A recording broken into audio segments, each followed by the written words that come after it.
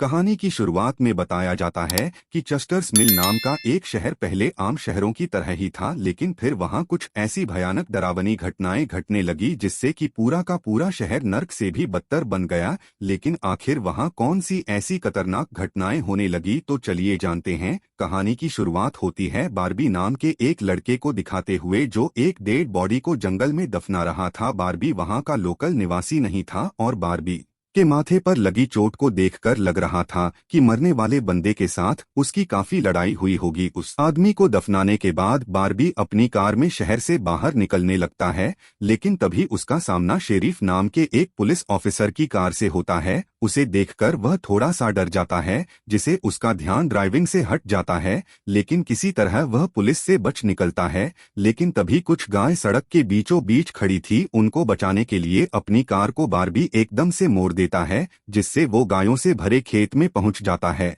और इससे थोड़ी उसको चोट लग गई थी।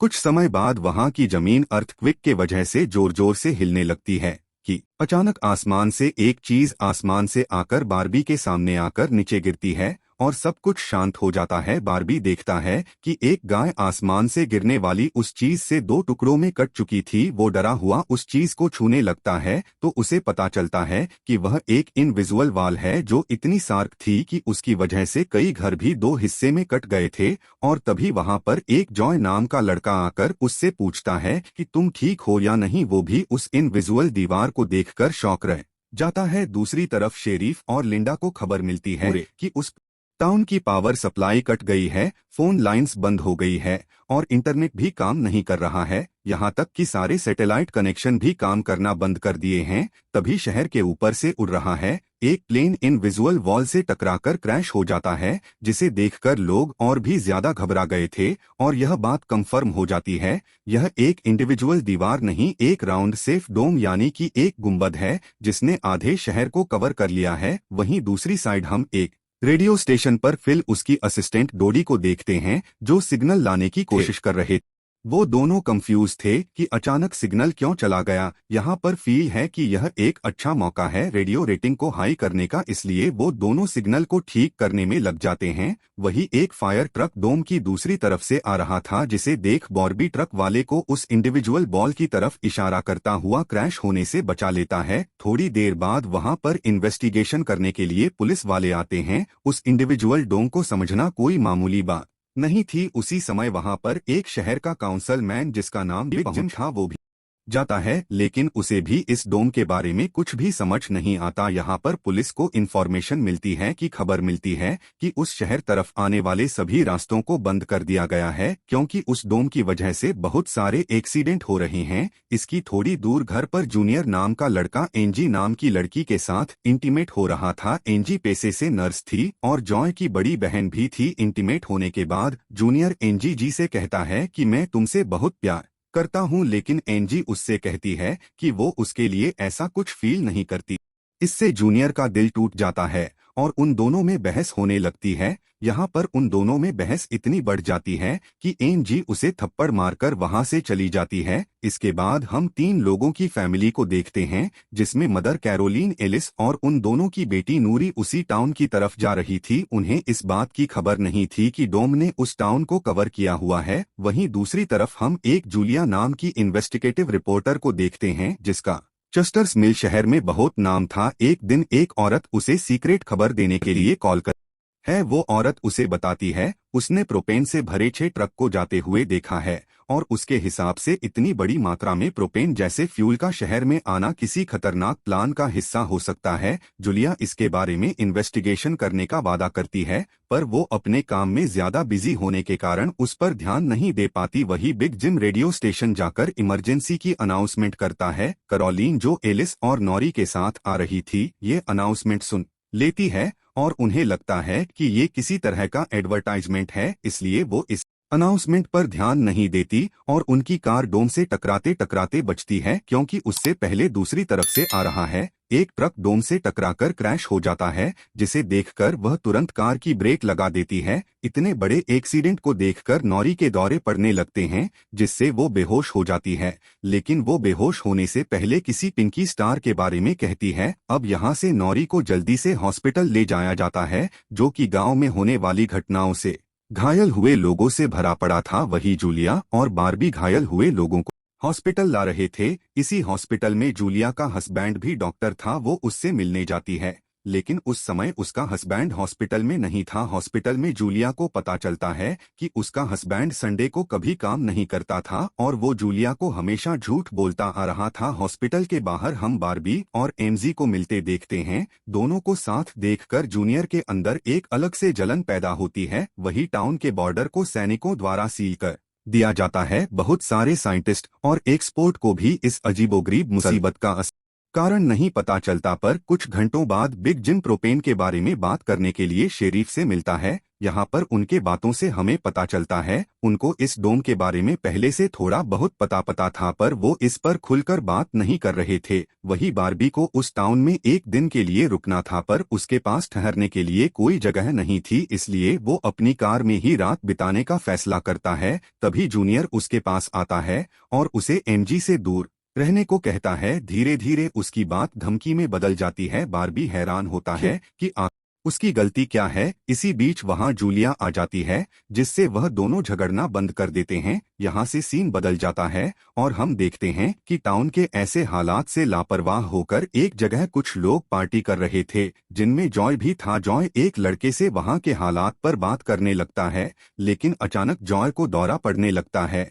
और वह पिंक स्टार के बारे में बोलने लगता है, जैसे कि पहले नौरी ने बोला था। वही जॉय की बहन एमजी घर पर अकेली होती है। तभी अचानक उसके घर में जूनियर घुसकर उसे किडनैप करके अपने फादर के टूटे फूटे ले जाता है। यहाँ पर वह उसे बताता है, मुझे पता है शहर को कवर किए इस डोम के बारे में। यहाँ पर एमजी को उससे यह भी पता चलता है कि बिग जिम ही जूनियर का फादर है। जूनियर एमजी को यह भी बताता है कि उसके फादर अपनी फैमिली के सुरक्षा को लेकर हमेशा चिंतित रहते थे, इसलिए अपनी फैमिली के लिए यह शेल्टर बनाया था। वहीं दूसरी साइड बारबी को जूलिया अपने घर में ठहरने के लिए लाती है। तभी अचानक बारबी की नज़र उसके हस्बैंड की फोटो पर पड़ती है और उसे रियलाइज होता है कि वह यही आदमी है जिसने उसे सुबह मारा था। दूसरी तरफ लिंडा शेरीफ सभी बेकल्स पर नजर रख रहे थे ताकि कोई भी गलती से इस डोम से ना टकरा जाए। तभी अचानक शेरीफ को अटैक आ जाता है और वह वहीं पर मर जाता है। अब यहाँ से हमें सुबह की घटना फ्लैशबैक में दिखाई जाती है, जहाँ बारबी टाउन में जूलिया के हस्बैंड जो डॉक्टर थे उनसे मिलने आया था। वह उससे कुछ पेमेंट की बात करता है और डॉक्टर उसे पेमेंट देने से इनकार कर देता है। इस वजह से उन दोनों में झगड़ा हो जाता है और एक्सीडेंटली बारबी उसे गोली मार देता। बारबी जानता था भले ही उसने उसे गलती से मारा है, पर उसे उसकी सजा मिलेगी और इससे बचने के लिए उसने उसकी बॉडी को जंगल में दफना दिया। वही प्रेजेंट में बारबी उठकर देखता है कि उसके गले की चैन गायब है, तो वो जूलिया से इसके बारे में पूछता है। जूलिया उसे कहती है कि वह उसके चैन को ढूंढ कर दे देगी और तभी बारबी को याद आता है कि वह चैन उसके बिन में ही गिर गया था जहां उसने उसके पति को मारा था। उधर जॉय अपने फ्रेंड बेन के साथ था, जिसने पिछली रात सीजर के वक्त उसकी मदद की थी। जॉय सीजर पिंक स्टार के बारे में पूछता है जो उसको रात को दौरा पड़ते वक्त कहा था, लेकिन जॉय को उसके बारे में कुछ भी नहीं आ रहा था। वही रेडियो स्टेशन में डोडी एक स्पेशल डिवाइस की मदद से डोम के बाहर वाले लोगों से कांटेक्ट करने में सफल हो जाती है। वह सोल्जर्स को आपस में बात करते हुए सुन सकती थी, पर वह उनसे कुछ नहीं कहती। सोल्जर भी कंफ्यूज थे कि वह इनविजिबल चीज क्या है। दूसरी तरफ बिग जिम रेस्टोरेंट में बैठा ब्रेकफास्ट कर रहा होता है। तभी लिंडा वहां आकर शेरीफ के मरने की खबर सुनाती है। तभी वह लोग तुरंत बंकर में डेड बॉडी को दफनाने वाले के पास जाते हैं, जिसका नाम लेस्टर था। उधर एमजी शेल्टर में किसी को मदद के लिए बुलाने की पूरी कोशिश करती है, पर वो कामयाब नहीं होती और तभी जॉय वहां आता है और चैन के जरिए बेड पर बांध देता है। वही बिग जिम लेस्टर को अपने साथ लेकर आता है, जो कि शेरीफ का दोस्त था। शेरीफ के मौत से वह बहुत दुखी और परेशान हो जाता है। जब लिंडा उसके आसपास नहीं होती तब वो और बिग जिम पिछले महीने होने वाले प्रोपेन के इंपोर्ट के बारे में बात करते हैं। प्रोपेन के इंपोर्ट में इन तीनों का ही हाथ था। उन्होंने टाउन वाले लोगों से यह बात छुपाई थी। शेरीफ के मौत से यह कंफर्म हो गया था कि वो इनके इन्वॉल्वमेंट के बारे में किसी को कुछ बता नहीं पाएगा, जो कि उनके लिए एक अच्छी खबर भी थी। उसी दिन लिंडा बाद में पुलिस स्टेशन आती है तो दिखती है कि बिग जिम शेरीफ के ऑफिस में कुछ ढूंढ रहा है। लिंडा के पूछने पर जिम उसे कहता है कि वह वहां शेरीफ के वसीयत की पेपर ढूंढ रहा है, लेकिन असल में वह प्रोपेन के इंपोर्ट से जुड़े पेपर ढूंढ रहा था जो उसे और लिस्टर को परेशानी में डाल सकते थे। वह तुरंत बाहर आकर लिस्टर को बताता है कि मुझे लगता है कि वह पेपर शेरिफ के घर में होंगे, जिन्हें लाने के लिए वह तुरंत लिस्टर को घर भेजता है। इसी बीच जूलिया जल्दी से रेडियो स्टेशन पर डोडी के पास जाती है, जहां वो दिखती है कि वो लोग डिवाइस के जरिए डोम के बाहर खड़े सैनिकों की बातचीत सुन सकते हैं। उनकी बात सुनने पर जूलिया को पता चलता है कि जमीन खोदकर वो लोग डोम को बाहर निकालने की कोशिश कर रहे हैं और वह लोग इस काम में कामयाब नहीं हो पा रहे हैं। इसके बाद जूलिया रेडियो के जरिए पूरे टाउन में धूम वाली खबर को फैला देती है, जिससे लोगों में डर पैदा हो जाता है और लोग घबरा जाते हैं। वही जॉय और बेन बॉर्डर के पास साइंटिस्ट को अपना काम करते हुए देखते हैं। साइंटिस्ट यह देखते हैं कि डोम के ऊपर पानी का क्या असर होता है, पर उन्हें ज्यादा कुछ समझ नहीं आ रहा था, जिससे वो किसी नतीजे पर नहीं पहुंच पाते। वही जॉय देखता है कि यह डोम एक छलनी की तरह है। वह बेन से बताता है कि वह डोम में से बिल्कुल सा पानी आर पार जा सकता है। दूसरी तरफ बारबी अपनी चैन ढूंढने जूलिया के हस्बैंड के केबिन में जाता है। वहां उसे उसका चैन मिल जाता है और तभी जूनियर उसे आकर वहां देख लेता है। जूनियर उससे पूछता है, क्या तुम एमजी के साथ सोए थे? यहाँ पर बारबी को लगता है कि शायद उसने उसे चैन ढूंढते हुए देख लिया है और इसीलिए वह जूनियर को ऐसे ही वहां से जाने नहीं दे सकता और इसलिए वह जूनियर को बहुत बुरी तरह से पीटने लगता है। वही हम देख कि लिस्टर शेरीफ के घर पहुंचकर पोपेन इंपोर्ट की पेपर ढूंढने लगता है। कुछ टाइम बाद वह पेपर टॉवर में मिल जाते हैं और तभी वह उन्हें जला देता है और जब वह वहां से जाने लगता है उसके पैर से लगकर पेपर की आग घर के पर्दों पर लग जाती है, जिससे आग की लपटें पूरे घर में फैल जाती हैं और पूरा घर जलने लगता है, जिसे देखकर जल्दी ही बहुत सारे लोग जमा हो जाते हैं और आग बुझाने की कोशिश करते हैं। पर फायर ट्रक के बिना आग बुझाना नामुमकिन था। अगर वो लोग घर को जलने देते हैं तो रूम के अंदर का टेम्परेचर बहुत बढ़ जाता, जिससे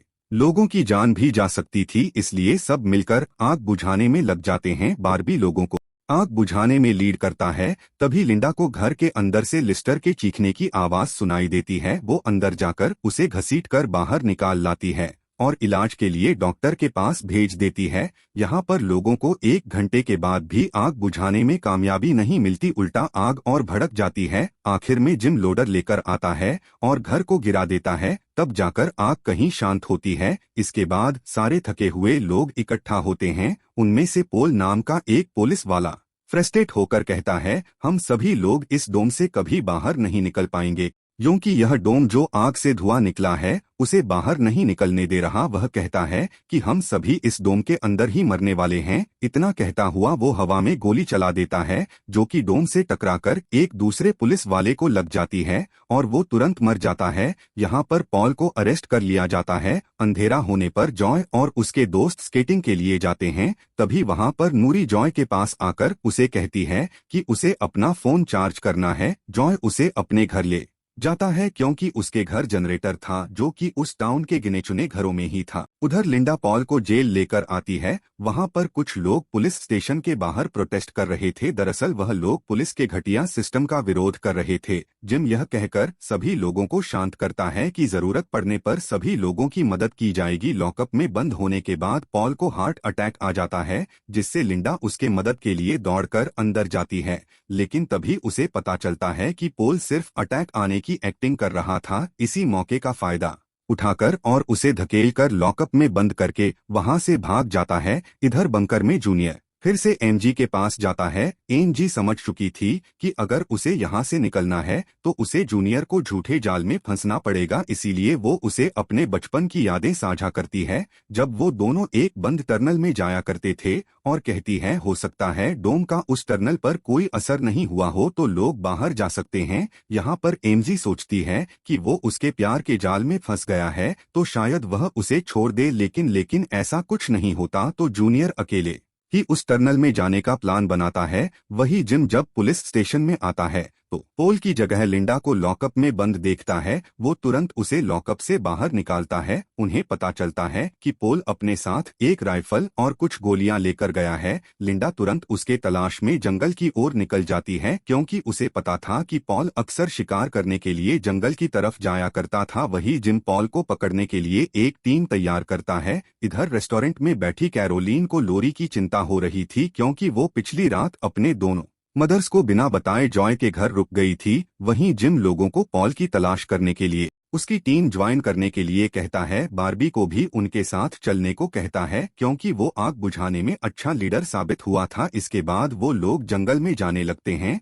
रास्ते में बारबी अपनी खूबियां दिखाता हुआ उनसे कहता है कि वो मिलिट्री में भी रह चुका है। वहीं दूसरी तरफ जूलिया जूनियर को टनल की तरफ जाते हुए देखती है। वो उससे पूछती है कि वह बैकपैक करके कहाँ जा रहा है, लेकिन जूनियर बहुत जल्दी में था और वो नर्वस भी था। वह कहता है कि मैं बस यही पास में अपने दोस्त से मिलने जा रहा हूँ। इससे जूलिया का शक उस पर और भी बढ़ जाता है और वो उसका पीछा करते हुए टनल तक पहुंच जाती है। उधर जॉय के घर पर जो जॉय और नोरी साथ में नाश्ता कर रहे थे। जॉय कभी किसी लड़की के साथ अकेले नहीं रहा था, इसलिए वो थोड़ा नर्वस फील कर रहा था। और जब किन्नौरी कॉन्फिडेंट थी और बातचीत में भी हाजिर जवाब थी, तभी बेन खुद और दो लड़कियों को साथ में लेकर उससे घर आ जाता है। जिन्हें फोन चार्ज करना था, उन्हें इम्प्रेस करने के लिए बेन को जनरेटर भी यूज करना था, जिसके लिए जॉय बेन को थोड़ी बेदिली से इजाजत दे देता है क्योंकि उस टाउन में जनरेटर एक बहुत की चीज थी और इस तरह उसका मिस यूज करना उसे सही नहीं लग रहा था। उधर हम देखते हैं कि जंगल में सर्च टीम पोल को ढूंढ लेती है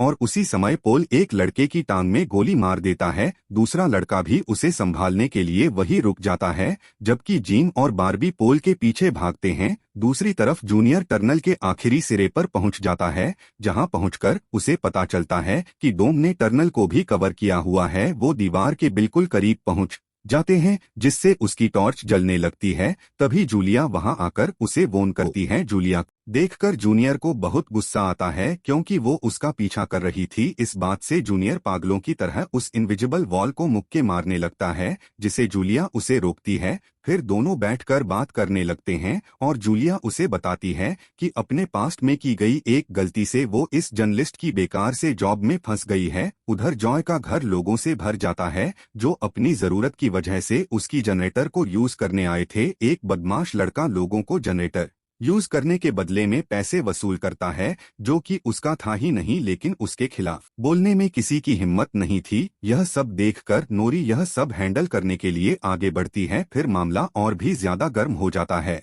और इससे पहले कुछ गलत होता तब तक लाइट ही चली जाती है और नोरी इस बात से बहुत खुश होती है कि जॉय ने उस बहस ने उसका साथ दिया। वही जंगल में बारबी और जिम पोल तक पहुंच जाते हैं, लेकिन पोल ने अपनी राइफल निकाल रखी थी जिसे वो जिम को मारने ही वाला था। तभी पीछे से लिंडा आकर उसे शूट कर देती है। दूसरी साइड कैरोलीन जॉय के घर जाकर अपनी बेटी नोरी से मिलती है। वो नोरी से कहती है कि उसे थोड़ा जिम्मेदार बनना चाहिए। उसका डांट सुनकर जॉय और नोरी एक दूसरे का हाथ पकड़ लेते हैं, जिसे एक स्टूडेंट स्पार्क पैदा होता है और उसी वक्त दोनों को दौरे पड़ने लगते हैं। वह दोनों एक साथ किसी पिंक स्टार के बारे में बात कर रहे थे। उधर जूनियर शेल्टर में एमजी के पास जाता है, लेकिन इस बार उसके हाथ में फर्स्ट एड गिफ्ट थी। एमजी उसके जख्मों पर मरहम पट्टी करती है और चुपके से सीजर अपने पास रख लेती है। और इधर हम देखते हैं जूलिया और बारबी दिन भर की थकान के बाद वापस घर लौटते हैं, लेकिन जूलिया जूनियर की बातें सुनने के बाद बारबी पर शक करने लगी थी